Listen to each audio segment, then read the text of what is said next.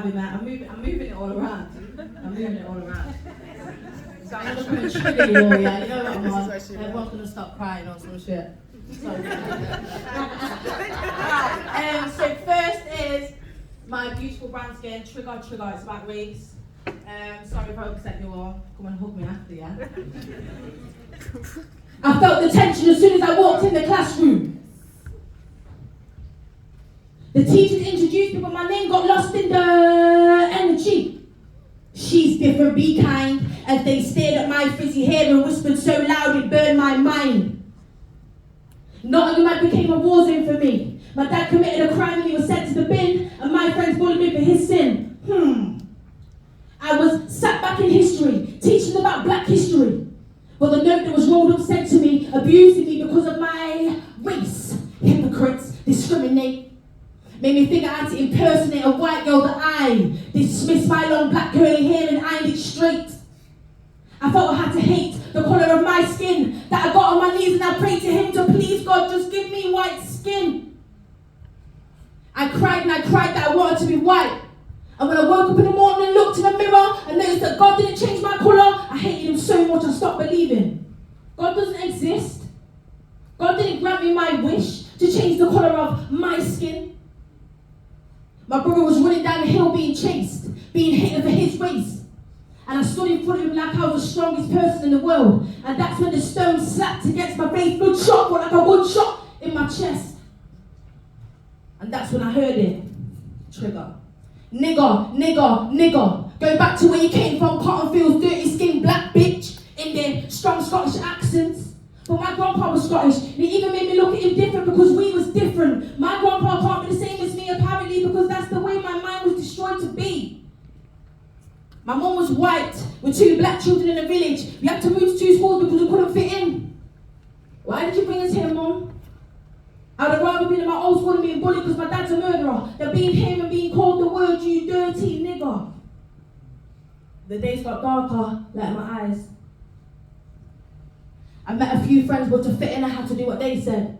I moved to Scotland, the innocent girl, and I left with advance on how cruel the world really was. But now, black is the trend. The people that used to cuss the colour of my skin are more likely got kids. They're look more like me than them.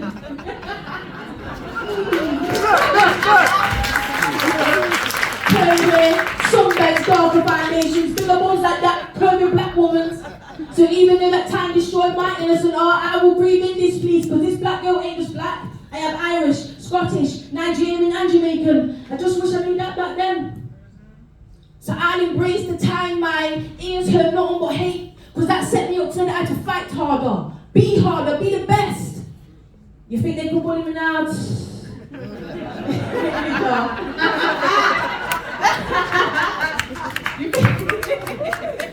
Don't make me laugh, guys. You think they can bully me now? They'll get lost in the crowd of Black Lives Matter, because now my skin, rephrase that.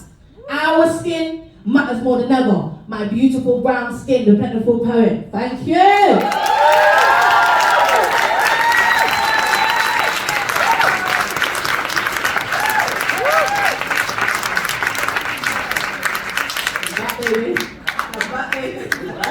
No more making babies, I'm going to stick to poetry.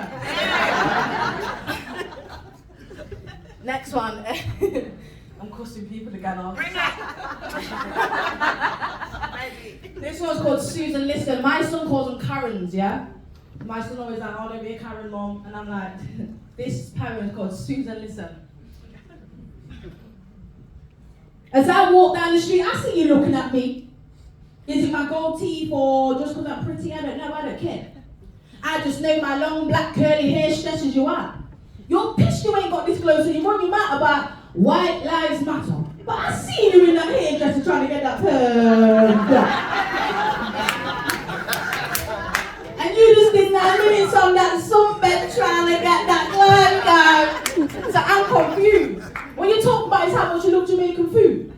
But you don't believe that you need to stand with the man that created that recipe and show some supportive attitude. But Susan, you jumped on all them black boys when you was a youth. No offence, I'm just saying I'm confused. We're not asking you to have no black kids. We just want to show some respect because your ancestors wouldn't have cashed that big check if black people wasn't slaving away to make them rich. You don't even know about your own history, so don't try and speak on black history. Have you ever gone to the countryside, passed through the petrol station on the journey? When you bopped in the shop, everyone's head started turning. All eyes on me, Tupac wasn't rapping. I see the hate and disgust in their faces. This black girl ain't from around here, clearly.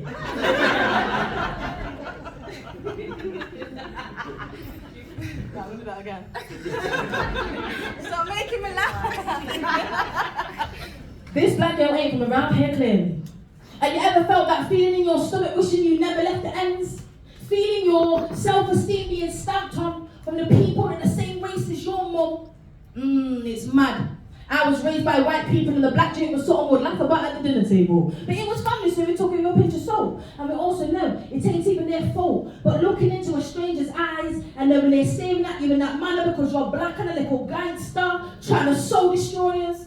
But I seen them same white kids that are in the club singing nigger at the top of their voices like they was one. And you wonder why, Susan, we got hate in our chest and yeah, we get a little vexed. And our words become a mess. Because when emotions are part of a situation, being able to express over your hatred has become a problem. But we ain't angry, we're just sad. We are here to change, so open your ears and hear the change. Cheese! Being black ain't no trend, and I mean that on both sides of the fence. It's life and death, and it has been from the start, and we ain't nowhere near the end. I just want to say before I end, rest in peace to all our black sons that have died in the Endz. Plentiful.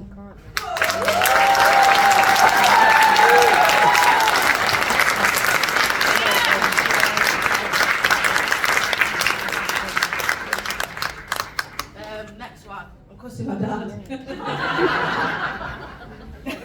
He's in jail now, so he won't know it. Right, let's go. Trigger, don't laugh. I can just hear laughing. So this is a trigger one as well. Okay. Of course. I'm healing from things I wasn't even a part of. Discharged from the demons of a father. Looking up to this man like he was my holy father. Then I realized you're the reason of my trauma. This spoken word be called my parents' karma. Standing on my own too. Explaining the story like I was the one being arrested. No comment, just repenting. Did I not mention that you was the first man to break me, replace me? I ain't even gonna waste my time writing a sad rhyme about you and your sad life for you just to blink twice. Did you ever realize that families have lies in? Now we're all here rooted in the same mind and never breaking away from these cries like we're just in this life for the sake of the right so no one's fucking changing. Everyone's just talking. Reminiscing about the thing that should really be forgetting is crazy. Family this and family that, but they're only people to break you. Destroy you within 5 minutes of their presence. When all you want was a family to love you on earth, but not just when you're in heaven. How many people can relate to the hate and love mixed within their bones for the people that have lived and grown within their homes? I always rated loyalty until it wasn't enough. Then I demanded respect till the family started moving left. How the hell am I the reject? When one of you is actually a suspect, how can I not judge you? I became the one with all the problems and insecurities, the crazy one that never knock on the door to see. I'm seeking apologies from people that ain't even bothered. When it's LinkedIn, biology, we will never be the same. You ain't built like me. I grieve for you and you ain't even dead.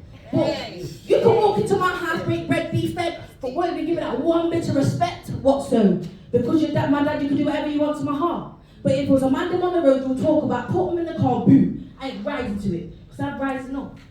I'm healing from a journey that you started. You created this pain, and you've never tried to take it away. It's always been about you and your day release. Fam, you need to go find you a priest. I'm not listening to this headset. Trigger. I've been raped and beaten, so why is it only my dad's love that makes me feel defeated? Seeking some type of approval for a man that can't even stand on his own too. I've been wanting you to say sorry so bad that I've ruined every relationship I've had because forgiveness can't happen without your words. But now I'm just another daughter living under daddy's curse issues. Now I don't need no tissues because I'm done crying. I'm at that point now where I'm just fucking tired of fighting for you right now and I'm fighting for my smile. And now I understand that you will never be able to hold me within your hands and make me feel some type of peace. I've got to go find that myself. In fact, I'm blessed with that. It's probably locking you up is when I'll find that. I ain't taking no more pressure. No one else's emotional blackmail. No one else's rules and regulations. But I'm the only one that lives by them. Family can be the worst possible pain you will ever face. And the only way we can make it through another day is just to know none of their presence will ever take that away. Because that nigga from a generation where blame was the only way. But like I said, families have lies in. Woo!